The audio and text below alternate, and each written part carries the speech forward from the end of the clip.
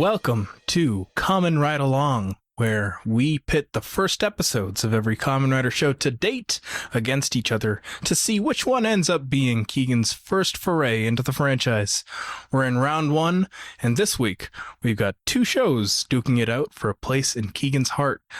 The original 1971 Kamen Rider and its sequel, Kamen Rider V3. I'm joined by my co-host Salt and our series judge, jury, and perhaps even executioner, Keigen. Gentlemen, how you doing? How you feeling? Are you ready to judge, jury, and execute? It's a lot of pressure. I don't know. I'm just a boy. I'm not a cyber guy, you know? I don't have super powerful punches or a motorcycle or anything. This show is actually a huge process to slowly cyber eyes you. By the end of it, you'll be a cyborg. Okay. At the very least, you'll learn how to cyberbully better. Yes. That's the ideal. What is the original Kamen Rider if not for a guy cyberbullying other cyborgs, you know? Yeah. So true. I have a question about this format. Okay. Is Keigen's vote is the only vote that matters here, right? Keigen's vote is the only vote that matters, but I'm highly easy to influence. Convince him. We can convince him with just a little bit of effort. If you listen to bring back a very old bit here, with enough jury tampering. Yeah, so true. If you listen to the Batman villains episode, I'm pretty sure I get swayed at least one time against my own interests. So it's possible. Anything's possible on this show. Okay, good to know. New horizons, you know? New horizons, yeah.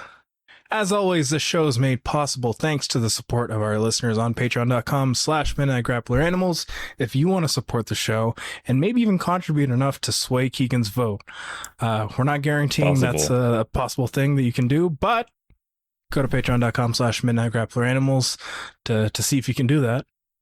And without further ado, let's get into our first show. Kamen Rider, just Kamen Rider. It's no one really attached any sort of name to it until much later after the show ended. Most people call it 1971, the 71 show, or the original show. For the sake of this show, we'll call it 71, just because it's easier that way. Because it came out in 1971. April of 1971 to be exact. The head writer of the show is Masaru Igami.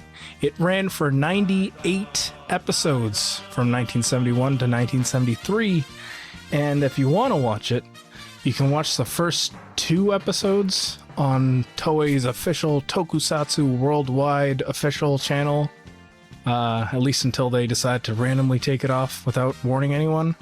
Or you can watch our not sponsored sponsor of this episode, Tubi, where everything is. Shouts Tubi. You can watch the entirety of the show on Tubi.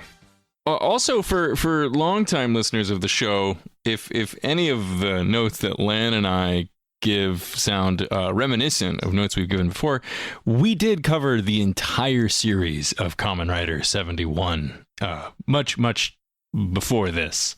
But and the first 2 episodes of V3. So technically, both of the episodes we're covering today is stuff that Salt and I have covered already on this show.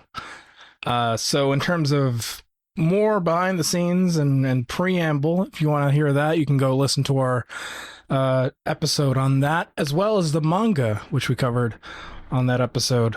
But Keigen wasn't there for that one, so thankfully we're not retreading any ground. Yeah, so basically that doesn't count. Whole new horizons. New horizons. Yeah, so to summarize this first episode, Takeshi Hongo, genius, athlete, truly a superhuman in every way, surpassing knowledge and physical boundaries that really make you wonder if he was already a cyborg before the show even started. He gets abducted by Shocker, the terrorist organization looking to take over the world, and turned into the eponymous Kamen Rider.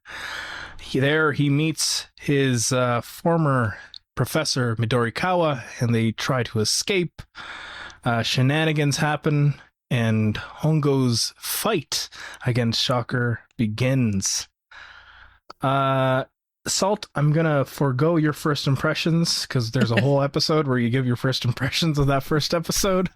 And Keigen, I want to ask you, what were your first impressions of this episode and of the show and of this franchise? Because technically, this is your first exposure, I guess, right? Yeah. Hokkaido is, I don't know how that fits in, or It doesn't. I don't know.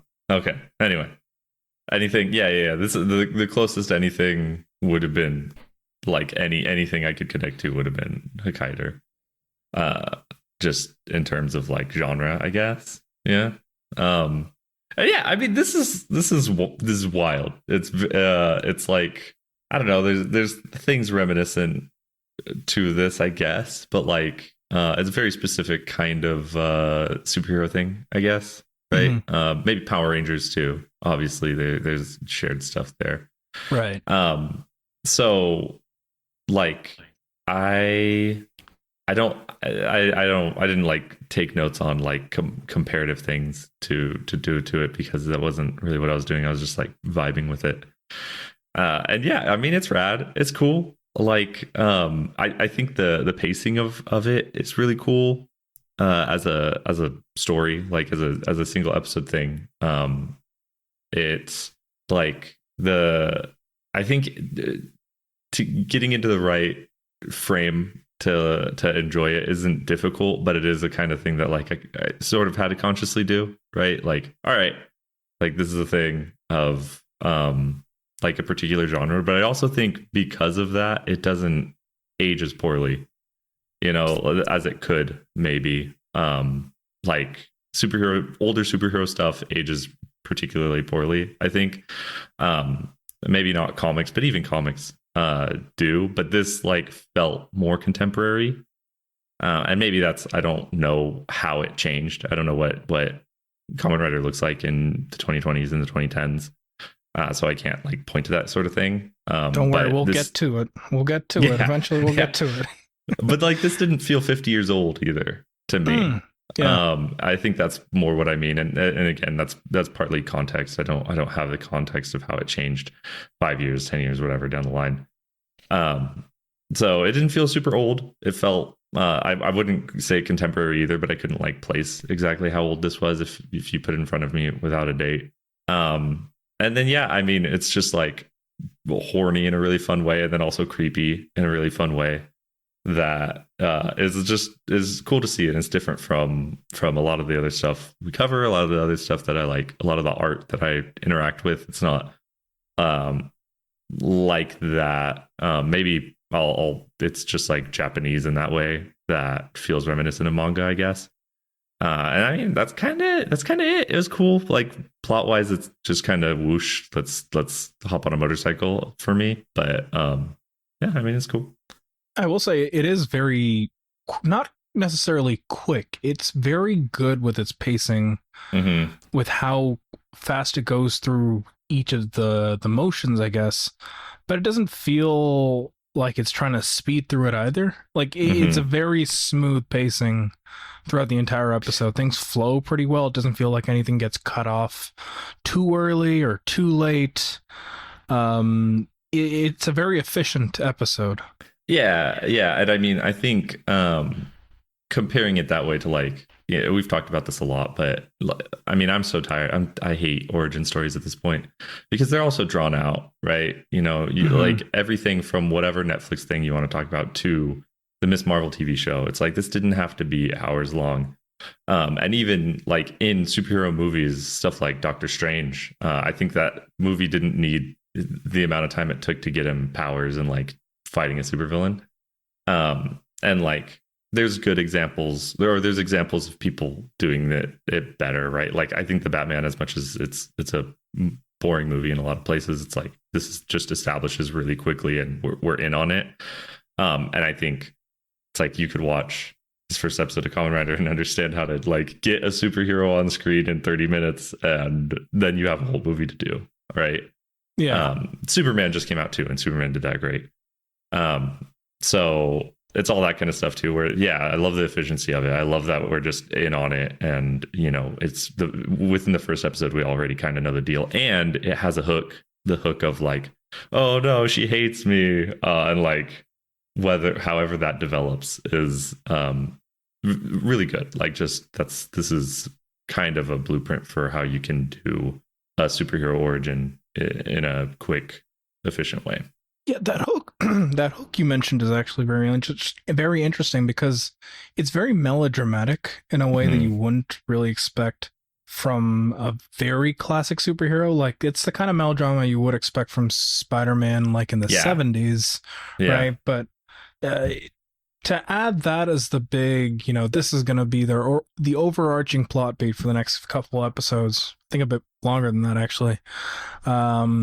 It keeps people coming back. And I think that's one of the things that we're going to be seeing often is like how many of these episodes have that sort of like hook to keep you watching, especially in your case, Keigen, because you have to decide which one you actually feel more interested in watching further of, right? Yeah, I was thinking about Gillen writes about this for first issues in comics, where a first issue should have first thing, second thing. First thing is figuring out the entire world, introducing somebody to an entire thing, and then second thing is like, okay, but why do you want to go to issue 2? Why do you want to read issue 2? So like now, yeah, cool, we established the whole universe and we established the cast, whatever.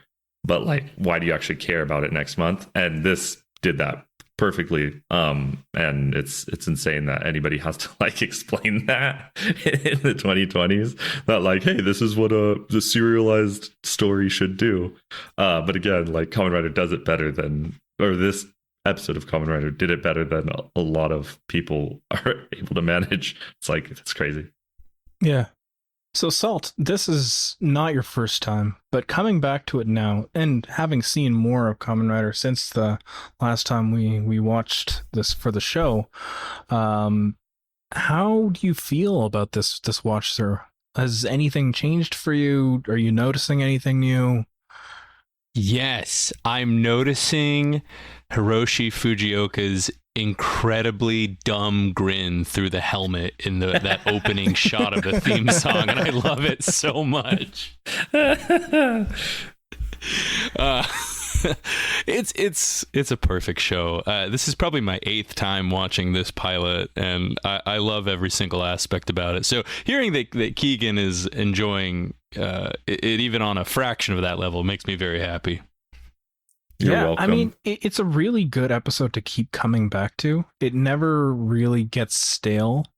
And, I think part of it is the spectacle even of the episode. There are some really interesting shots throughout this episode. Like, there's the one where Hongo meets Midorikawa, the Professor Midorikawa, for the first time, and both of them are in shadow, and like the start of their conversation is just the edges of their silhouettes, and it's so interesting to look at. It's so visually captivating, and so much of this episode, like knowing what we know, Salt, from the episode, how many constraints there were, just how much of the production was just hell leading into the filming of this first episode. In many ways, it feels like this is a feat, for this to be as polished feeling as it is. Yeah, I mean, with all of that in mind, it is surprising that Koichi Takemoto never moved on from franchise slop. This is the director of the episode, Keigen. Okay. He directed like a lot of genre action stuff like Kamen Rider and anime, and I would probably eventually sit down and watch all of it because I think he's a genius of a director, but he never escaped the mines, as it were. Right. Though he became the Mine King, I mean, in those days, I guess that was like a the real career, job. right? Like that. Yeah, if he liked working that, then great for him. Yeah. Yeah. No, I mean, I do think that kind of thing is like really fun to tease out too, though. Because I mean, we talk about this a lot, right? The like realities of capitalism. have made like that kind of job look much better in hindsight, even though like you're saying Solid sucks. Like I can't imagine it not also sucking. But also, a lot of those industries were still pretty young in the 70s, right? Like George Miller going from being a surgeon to being a director is something that's like constantly on my mind, because he's like, I was doing this as a hobby, and now like, but even he had to make Happy Feet. Like, yeah. It's crazy. It's like you tease out any of this stuff, and it's just like, sometimes the minds are good. Sometimes I just carve out a little spot in the mind in my pseudo government job, and I get to sit there forever. I don't know. It's bizarre to think out though. Yeah, it's funny because back then this wasn't as well. Of course, the franchise had just started, so you can't really revere a franchise that didn't exist until this moment. But like, the idea is that like, this is just a kid show. This is just one of several kid shows that would air within any given day. By this point, Ultraman and the Ultra series had been on air for like 5 years, right? So it's not like Kamen Rider was breaking new ground or reinventing the wheel in any way, but it feels like it really makes its mark from moment one with this episode. Yeah, I also. Oh, go ahead, Salt. Oh, no, you go, Keigen. Okay. This is your time to shine. I've blabbed so much. I'm so happy. We're just here to convince you. No, I think about that too, because the comparison when we get to V3, V3 feels like this obviously feels like a brand new series, right? This is we're structuring, we're inventing something, to some degree, right. And V3 feels like a Ewing version, right, where he's like, okay, I have all these toys to play with. Like this thing is it's grounded in something. There are rules to this now, and so how do we break those rules? What rules do we follow? It feels more, if not like aware of what it is like aware that it has toys to play with, right. And like, as somebody who got into comics in the 2010s and wanted entry point for creators now, I kind of hate when creators are like, number one is the most important comic, right? Like everything you need to know about Superman was established in 1939, and like creators constantly going back to the original stories for inspiration. That almost annoys me, because it's like there's been so many other stories that like it's so much more complicated to try to do that. Even with something like Immortal Hulk doing that, to some degree, it's like, I mean, Ewing had to bring in stuff from the 80s, from the 90s in order to make sense of a thing in the 2020s. So it's really cool to start at the beginning here, because I've never done that with anything ever, really, except maybe Star Wars. And also like be able to see how it's the like idea has reformed and been rearranged over time, because like, it's wild to look at something at its origin and be like, damn, this thing has lasted 50 years off of like one part nostalgia, one part just like workman, like just something needs to get made. I'm in the mines.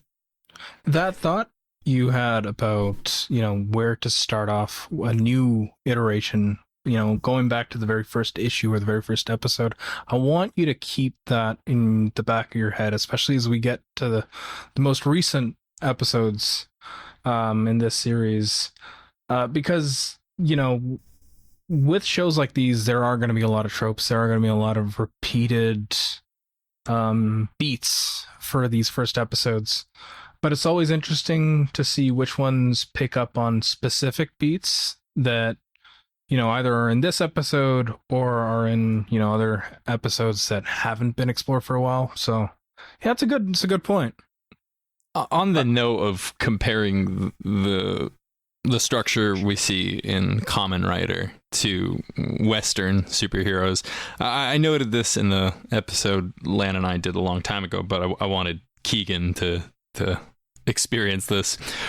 One of the differences I love between the DC or Marvel type of superhero of this era versus the Japanese superhero is the difference in the alter ego. Your Clark Kent's, your Peter Parker's, the majority of American superheroes are weakling beta nerds in their alter egos. And Japanese superheroes are already the coolest dudes before they even get powers. Yeah. Yeah, it's like, even if you didn't do the whole like process of making him a cyborg, he's still like a really strong guy, Olympic level athlete with a 600 IQ. And they mentioned really that He's a Rocky villain. The funniest thing is they mentioned that as the reason why they chose him too. It's like, we saw that you have a 600 IQ and are the most powerful athlete at your school, and that's the reason we chose to cyberize you. You're already super awesome, so like, yeah, man, come join the club, dude. That's hilarious. Yeah. Any other, loose thoughts before we move on to our next show? The sexy spider ladies rule. Yes. Very very leggy. Yeah. You know what? Leggings. What are they goddamn called? Whatever. The leggings they're wearing they were webs. I get it. It was fully thought out. Also, the acid melting people that's so sick. Like the fact that they were like, this is dope, we need to do it twice, and like, yeah, hell yeah. People melting and getting sucked through a little hole of the rules. My only loose thought relates to cinematography. Like Lan was mentioning how many unique, cool shots are in this episode, and to go a little more specific on that, I love this fight choreography style, and I wish more people would bring it back. This fight choreography is so absurd and so symbolic, even. Like, so much of it is suggested to you. It's really more about communicating the dynamics of the power rather than the realism of the hits, and I think that's something that a lot of people could strive for rather than trying to emulate like perfectly real fighting. Yeah, it was like a quietly art, where it's like, he shows his, you show two panels of quietly, and it's like he shows the wind up and then he shows the reaction, and like that happened a lot here. And this is like just a fun way to do a fight. Yeah, it's super, super right. Yeah. Okay, so before we move on to our next show, Keigen, I have to ask you the golden question. Would you be interested in watching more of this show? This is good. I think I would. The hook especially automatically like kind of gives an in. So like, yeah, this isn't a no for sure. Okay, good to know. See, the reason why I asked the question is to make the process easier down the line. Because if it's no, it's like, all right, we don't even have to cover the other one. Yeah. All right, so Kamen Rider V3. This one came out immediately after the previous show ended, like literally the week after, because it was originally meant to be more of the first show. The first two episodes of the show were actually meant to be episodes 99 and 100 of the original show. So this one came out in 1973, ran for 52 episodes. It was also written by Masaru Yagami, and the episode was directed by Minoru Yamada, who directed quite a few episodes of the original show. If you want to watch this one, you can buy the Blu-ray from Discotech, which came out pretty recently. If you're not in the US, good luck getting it. For me, I think it would be like over $100-something to buy that Blu-ray. But if you're in the US and you want a nice Blu-ray of Kamen Rider V3, you can watch it there. This one starts with Destron, our villains for the show. You can tell they're evil because they're KKK guys with black robes instead of white ones. Yeah, carrying around a cross. Yeah, just literally like, hey, evil guy, check it out. It's awesome. Just in case you were confused. They wear black instead of white because they're extra evil. It's crazy. And if you were also confused about the fact that this carries over from the previous show, Destron is literally just doing what Shocker, or in this case, Gel Shocker, were doing before they got disbanded. Basically, it's like when the Nazis got Operation Paperclipped, but instead of moving countries, they did it within the same country. Yeah. Yeah, no Morgenthau plan in Japan, apparently. Yeah, so this takes a new protagonist, Shiro Kazami, into the fray, and the first episode is basically putting him through all the tests before he debuts as a Kamen Rider himself. Salt, you've also watched this one, so Keigen, I'm passing it back to you. What were your first impressions of this episode? So yeah, I genuinely, I think one of my first thoughts, as soon as the multiple Kamen Riders appeared, I was like, okay, so this is a later guy playing with the toys is basically what I thought. I didn't look up like when these came out or anything like that. I'm just Lan, take the wheel on this. I'm just following. So it was like, okay, so this is going to do more of the like. I guess this is more like creating the genre in a concrete way, maybe, is kind of what I was thinking of. And it's also the same guy in this case. Okay. So, yeah. So, I mean, I really liked this episode, though. I really vibed with it. Maybe for that reason, maybe because it was like, okay, this is like more fully formed instead of just watching a thing figure itself out. Mm-hmm. I think the revenge plot is also just like an easier hook to engage me. Like full on, I need to get revenge because my family got killed. Is just like, it's basic, but it's also basic for a reason, right? I just also got through reading a bunch of Criminal, so I'm like, maybe that's part of why it's working for me too.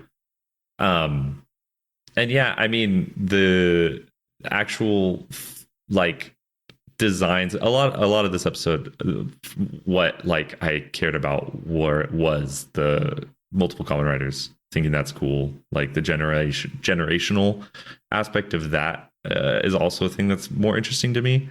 Kind of like more experience helping out the less experienced one is a fun setup for a series too. So that's kind of where most of my reaction is in like seeing that develop. I'm interested in.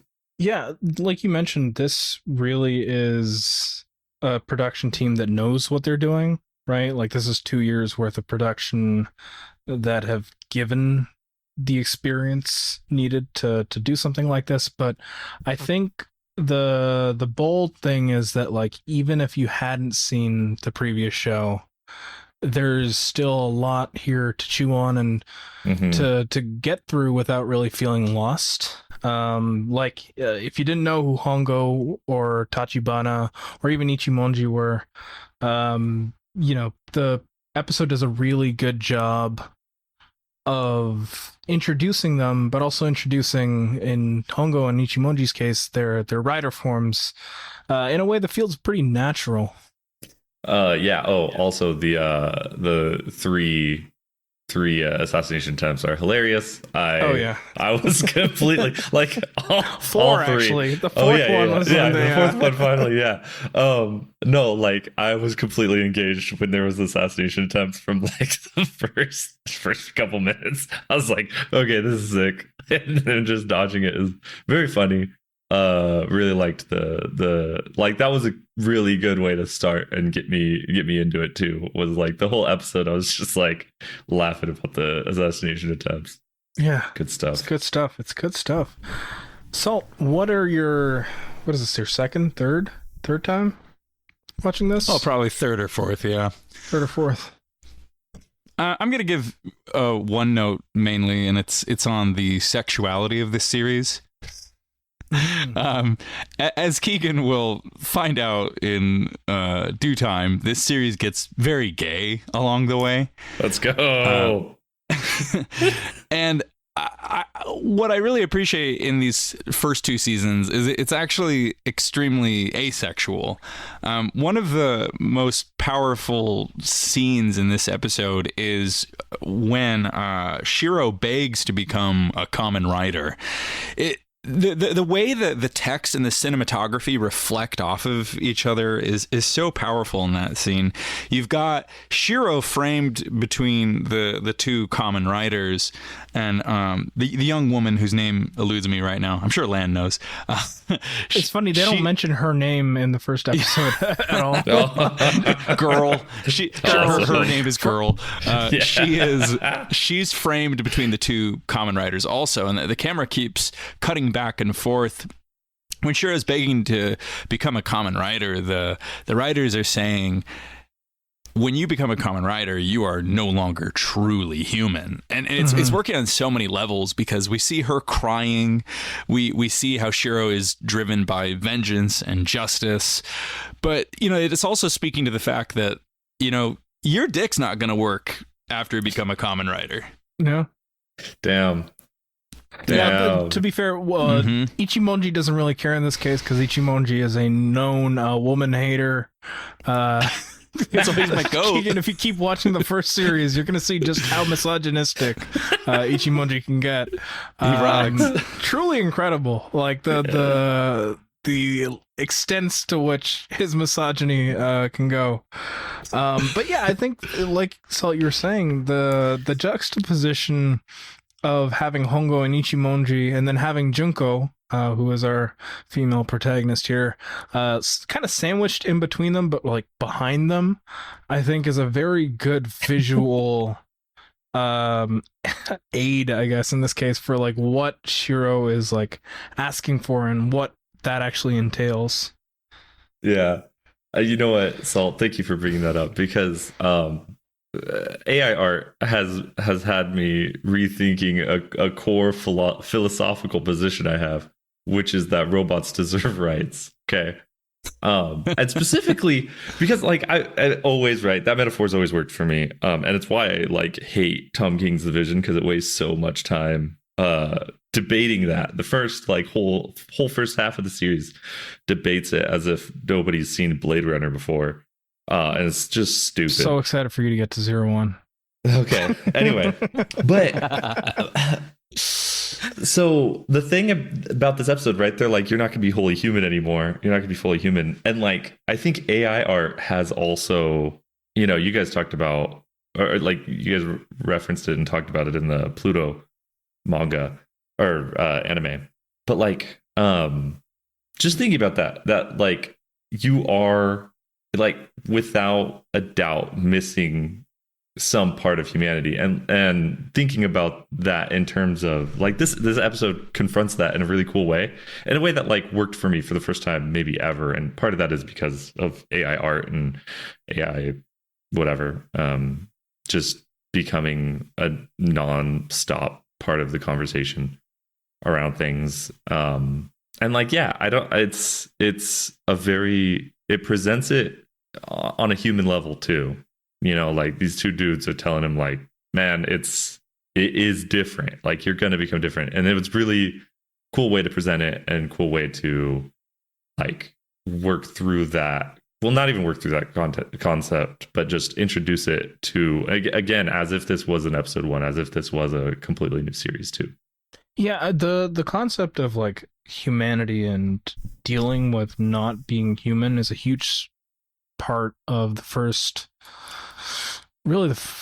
5, I would say, shows. The ones that Ishinomori himself were heavily involved with, because the idea is that they're going through a transformative process, and I think that core is really what Kamen Rider is about like, when you're not when you're going beyond the limits of humanity, what does that make you? What do you become? And in the case of Hongo, who was converted, and Ichimonji, I guess, who were both converted by Shocker, this terrorist organization. When your transformation and your new body, that transhumanist element, comes from a source of evil, like how do you grapple with that? Like what does it mean when you are essentially built as a tool of evil, and how do you overcome that? And does overcoming that require you to lose your humanity?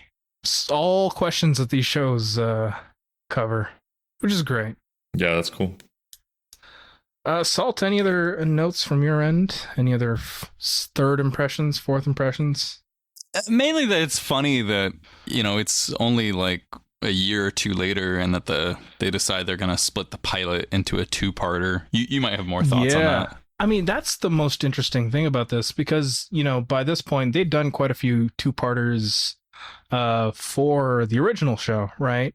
But to do the first episode of a new series as a two-parter, for one, if we're talking about hooks, there's a hook right there, you need to watch the second episode to really get a resolution to the arc of this first arc, right?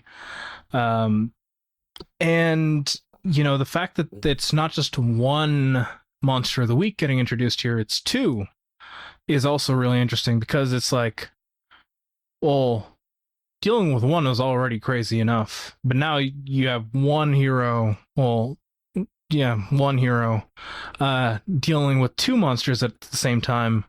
It adds an extra layer to the conflict, which is cool. The two-pronged attack approach versus, just dealing with one spider spaceman or one bat spaceman.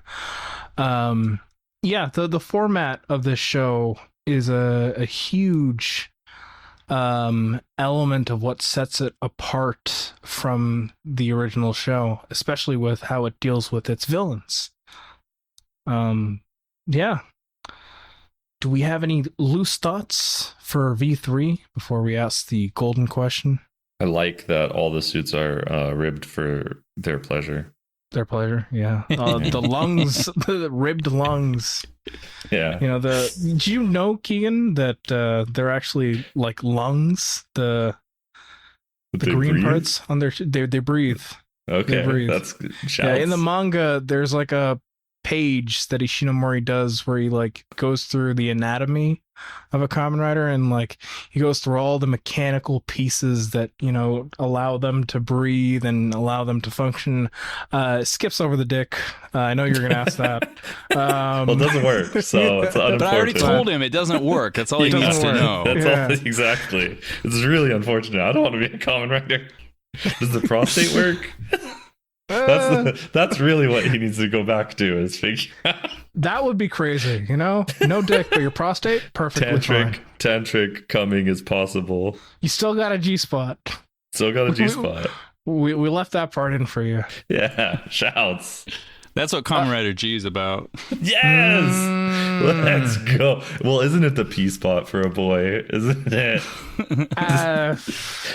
We're still figuring things out, Science is the medical sciences are truly something.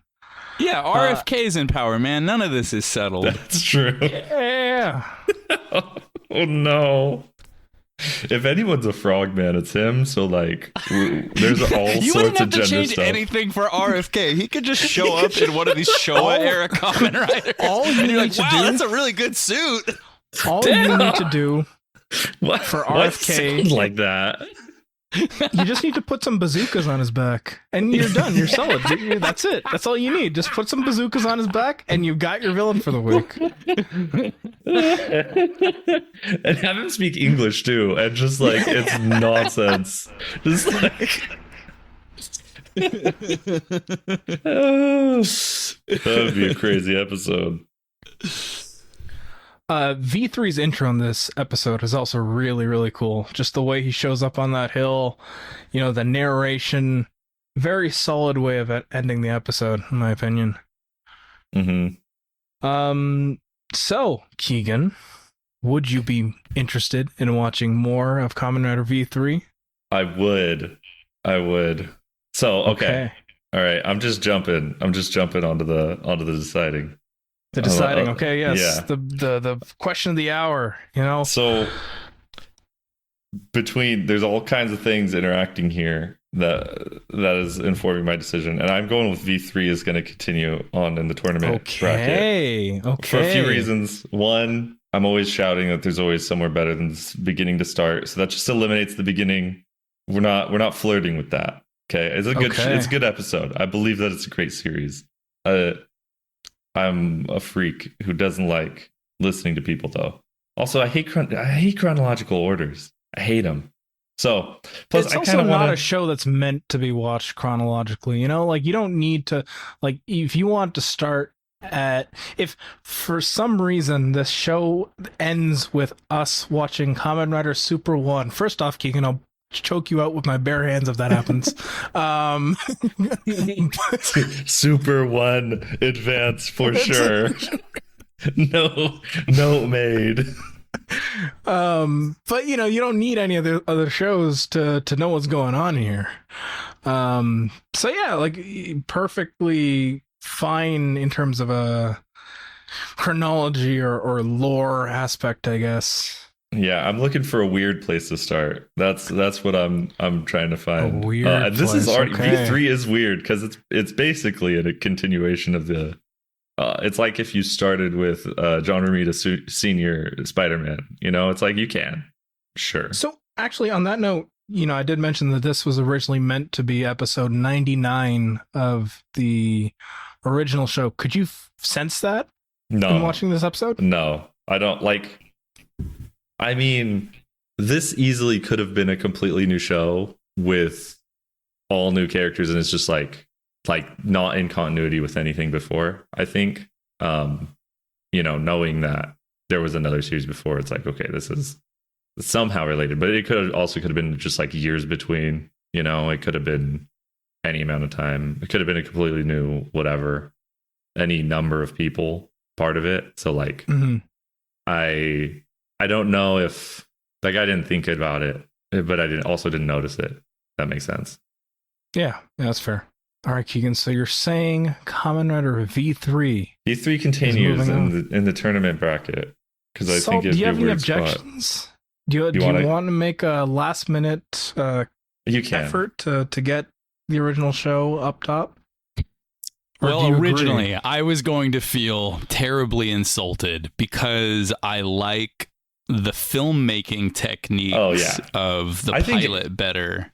There's a lot more memorable stuff in the pilot, for sure. But no question. But we are setting Keigen up with a unique challenge. He has to guess the quality of a series based on its pilot. Yeah. And as much as I love the original Kamen Rider, the series quality does tend to ebb and flow. While I haven't watched V3, I mean all of V3, I've seen random bits of it. I think the consistency level stays consistent, for lack of a better term, absolutely, throughout the series better. For the sake of this show, and I think for Keigen's sake, I'm gonna keep my thoughts on how these shows progress out of the show, because for instance, if Keigen does choose a show whose first episode is fantastic but the rest of the show sucks, it's gonna be really funny to me. I think it would be funny to me too, so I'm down for that to happen. Because it's like, if this does end up being, if the winner of this show, not to knock Super 1 again, because I don't think Super 1 has a particularly great first episode either. But for instance, if there is a show down the line who has a really good first episode, but the rest of the show sucks, and that's the show that ends up winning the the bracket, it's going to be really funny for us because we have to cover that show. Yeah. It'll be good. All right, so that's it for this episode. V3 moves on to the next round.